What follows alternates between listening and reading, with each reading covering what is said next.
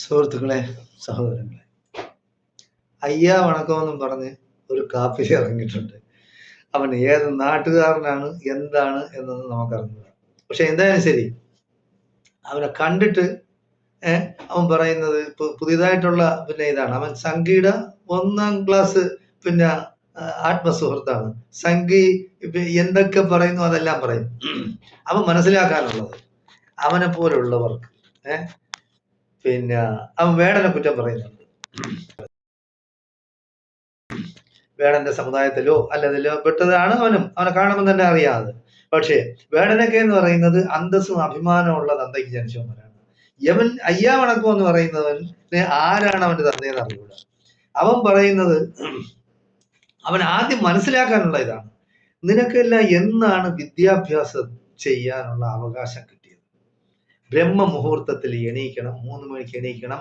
പിന്നെ ക്ഷേത്രത്തിൽ, നിന്റെ ക്ഷേത്രത്തിന്റെ അടുത്ത് വല്ലോ നിനക്ക് പോകാനുള്ള പിന്നെ ഇത് ഉണ്ടായിരുന്ന നേരത്തെ ഉണ്ടായിരുന്ന?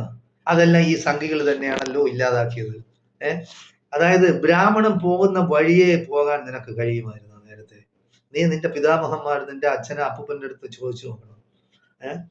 ഈ ബ്രാഹ്മണന്മാർ ഏതെങ്കിലും ഒരു പോറ്റിമാര് പോയാൽ ആ വഴി നീയോ നിന്റെ ആൾക്കാരെ പോയി അമരടിച്ച് നിന്റെ നാക്ക് പിഴുതെടുക്കുമായിരുന്നു. അങ്ങനെ ഒരു കാലഘട്ടം ഉണ്ടായിരുന്നു. മറയ്ക്കാൻ ഒക്കില്ലായിരുന്നു. നിന്റെ സഹോദരിക്ക, നിന്റെ അമ്മയ്ക്ക, നിന്റെ മറ്റവർക്ക മറയ്ക്കാൻ ഒക്കില്ലായിരുന്നു. അതൊക്കെ തുറന്നിട്ടുണ്ടാണ് നടന്നിരുന്നത്. ആ കാലഘട്ടത്തെ പറ്റി നീ ചിന്തിക്കണം. ഇന്നിപ്പോ വന്നിരുന്ന നരേന്ദ്രമോദി, അമിത്ഷായും കുറെ സംഘികളും പിന്നെ ചലയ്ക്കുമ്പോഴത്തേക്ക് നീയൊക്കെ അതിന്റെ കൂടെ നിന്ന് സപ്പോർട്ട് ചെയ്യുന്നു. നിനക്കൊക്കെ അവകാശങ്ങൾ വാങ്ങിച്ചു തന്ന ഒരു വിഭാഗവും പാർട്ടികളും ഇവിടെ ഉണ്ടായിരുന്നു, രാഷ്ട്രീയ പാർട്ടികൾ. അന്നൊന്നും സംഖ്യകളില്ലായിരുന്നു നിനക്കൊന്നും. അതൊക്കെ മനസ്സിലാക്കണം. നീ അത് പിന്നെ മറന്നുകൊണ്ടാണ് നീ ഇപ്പൊ സംസാരിക്കുന്നതും നീ സംഖ്യകളുടെ കുഴലൂത്തുകാരനായിട്ട് നീ ജീവിക്കുന്നതും. നിനക്ക് എന്തെങ്കിലും നക്കുന്നുണ്ടെങ്കിൽ കിട്ടും. നീ ഇപ്പൊ വീണ്ടും പോയിരിക്കുകയാണ്. അതായത് പണ്ട് എങ്ങനെയായിരുന്നു, നിന്നെ എല്ലാം ക്ഷേത്രത്തിന്റെ അടുത്ത് പോലും പ്രവേശിപ്പിക്കില്ലായിരുന്നു. ക്ഷേത്രത്തിൽ തൊഴാനുള്ളവൻ ഇപ്പൊ പറയാണ് ശയനപ്രദർശനം ചെയ്യാൻ പോകും, മറ്റത് പോകും. നിന്നെ ഒന്നും ക്ഷേത്രത്തിൽ അടുപ്പിക്കില്ല അവര്. അതെനിക്ക് നല്ലപോലെ അറിയാം. നിനക്കിനി പ്രത്യേകമായ ക്ഷേത്രം ഉണ്ടാക്കണം നീ. അല്ലാതെ നിനക്ക് അതിലൊന്നും പിന്നെ അടുത്തൊന്നും പോകാനൊന്നും നോക്കില്ല. നിന്നെ കാണുമ്പോൾ തന്നെ അറിയാം. അയ്യാ വണക്കമെന്നും പറഞ്ഞ് നീ പോയാൽ അവർ നിന്നെ അടിച്ച് പിന്നെ ശരിയാക്കി നീ പിന്നെ ആ ക്ഷേത്രത്തിന്റെ അടുത്ത് പോകില്ല.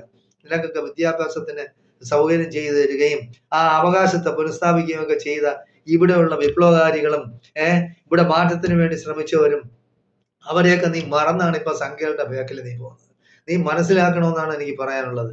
നീ നിന്റെ നിന്റെ അച്ഛനോ അമ്മയോ അപ്പൂപ്പനോ ജീവിച്ചിരിപ്പുണ്ടെങ്കിൽ അവരെടുത്ത് നീ ചെന്ന് ചോദിച്ച് മനസ്സിലാക്കണം. അല്ലാതെ നീ ഇപ്പൊ ചാണകം നിന്നെ മൂത്രം കുടിച്ച് നടക്കുന്ന ഈ സംഖ്യകളോടെ പോയി നീ വീണ്ടും പഴയ ഇതിലോട്ട് ഇതാണ്. അതായത് പണ്ട് നിന്റെ അമ്മയും നിന്റെ സഹോദരങ്ങളും നിന്റെ അമ്മമ്മയും എല്ലാം മറയ്ക്കാൻ വേണ്ടി സമരം ചെയ്തിട്ടുണ്ട്. ഇന്ന് നീ ആ സമരത്തെ മറന്നുകൊണ്ട് നീ പ്രവർത്തിക്കുകയാണ്. അന്ന് മറയ്ക്കാൻ സമരം ചെയ്യും, ഇന്ന് തുറന്നിടാൻ വേണ്ടി സമരം ചെയ്യുന്നു. നീ ഫസൽ കപൂറിനെ ഇവരെയൊക്കെ നീ കുറ്റം പറയുന്നുണ്ട്. എന്ത് കണ്ടിട്ടാണ് നീ കുറ്റം പറയുന്നത്? എപ്പോഴും എന്തിനും പട്ടികജാതി പട്ടികവർഗക്കാർക്കും താഴേക്കിടയിലുള്ള ഹിന്ദുക്കൾക്കും വേണ്ടി ശബ്ദിച്ചിട്ടുള്ളവരാണ് ഇവിടെയുള്ള കമ്മ്യൂണിസ്റ്റുകാരും ഇവിടെയുള്ള മുസ്ലിങ്ങളും. അത് നീ മനസ്സിലാക്കണം. ഇവിടെ മറയ്ക്കാൻ ഒക്കാത്ത സമയത്ത് ടിപ്പു സുൽത്താൻ ഇവിടെ വന്ന് സ്ത്രീകളെടുത്ത് പറഞ്ഞു, നിങ്ങൾ മറച്ചോളി എന്ന് പറഞ്ഞ ടിപ്പു സുൽത്താൻ ഇവിടെ ഉണ്ട്. നീ അത് മനസ്സിലാക്ക്. നീ അത് മനസ്സിലാക്കാതെ മുസ്ലിങ്ങളെ മണ്ടയിൽ കുതിര കയറുന്നുണ്ട് നീ സംഘികൾക്ക് വേണ്ടി. നീ അത് മനസ്സിലാക്കണം. തെറ്റുകൾ തിരുത്താനുള്ള സമയമുണ്ട്. മനുഷ്യരാണെങ്കിൽ തെറ്റുകൾ തിരുത്തി സ്വയം മനസ്സിലാക്കണം. മനുഷ്യൻ അതാണ്.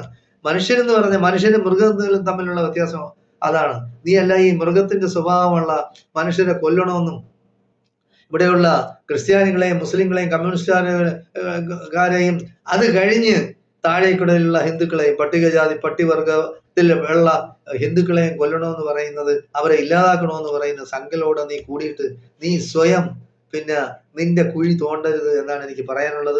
നിനക്ക് ഇനിയും സമയമുണ്ട്. തെറ്റുകൾ തിരുത്തി ജീവിക്കുക. ഈ പണം എന്ന് പറയുന്ന വരും പോവും. നിനക്കിപ്പോ കുറച്ച് പൈസയൊക്കെ കിട്ടുന്നുണ്ട് ചാനൽ വഴി. നീ ഈ മോണോ ആക്ട് കാണിച്ച് ആളിനെ നീ മറ്റേ പോക്കറ്റിലാക്കാമെന്ന് കരുതരുത് എന്നാണ് എനിക്ക് നിന്നോട് പറയാനുള്ളത്. നിന്റെ പേരെന്താണെന്നൊന്നും എനിക്ക് അറിഞ്ഞില്ല. എന്തായാലും ശരി, അയ്യാ വണക്കം. നിനക്ക് നന്മ നേരുന്നു. നല്ലതെന്ന് പറയുന്നത് തെറ്റുകളും കുറ്റങ്ങളും മനസ്സിലാക്കി വിദ്വേഷവും വെറുപ്പും കളഞ്ഞ് മനുഷ്യർ തമ്മിൽ സഹോദരങ്ങളാണ് എന്ന് നീ മനസ്സിലാക്കി സന്തോഷവും സൗഹൃദവും പങ്കുവെച്ച് ജീവിക്കണമെന്നാണ് എനിക്ക് നിന്നോട് പറയാനുള്ളത്. നന്ദി, നമസ്കാരം. ജയ് ഹിന്ദ്, ജയ് ഭാരത്.